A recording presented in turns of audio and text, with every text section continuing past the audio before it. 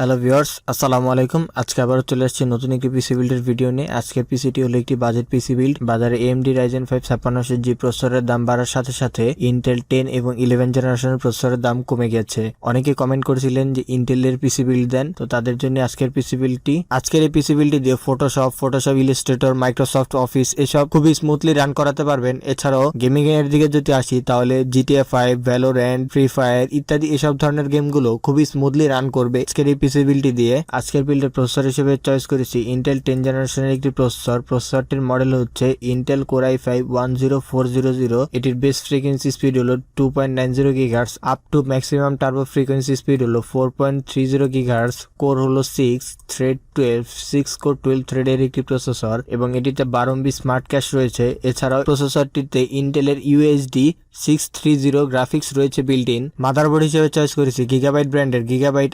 H470M-K DDR4 Intel 10 ও 11 জেনারেশনের একটি motherboard. এই মাদারবোর্ডটিতে DDR4 এর দুটি র্যাম স্টিক স্লট রয়েছে। প্রত্যেকটি র্যাম স্টিক স্লটে 16GB করে টোটাল 32GB পর্যন্ত র্যাম সাপোর্ট করবে। এছাড়াও একটি M.2 স্লট রয়েছে, PCIe 16 3.0 একটি স্লট রয়েছে। এছাড়াও আরো অনেক ফিচার্স রয়েছে। সব ফিচার্স একসাথে বলতে গেলে ভিডিওটি অনেক বড় হয়ে যাবে, আপনারা চাইলে এক নজরে দেখে নিতে পারেন। র্যাম হিসেবে চয়েস করেছি PNI ব্র্যান্ডের PNI Accelerate 8GB DDR4 3200 MHz এর একটি র্যাম।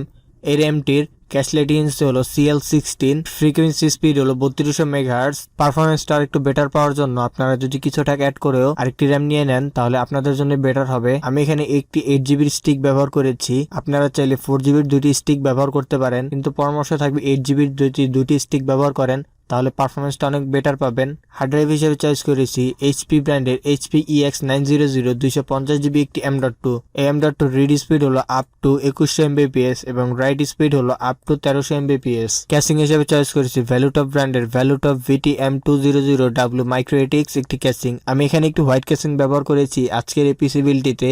এটির একটি ব্ল্যাক ভার্সনও আছে, আপনারা চাইলে ওটি নিয়ে নিতে পারেন। হোয়াইটটার একটু দাম বেশি, 200 টাকা।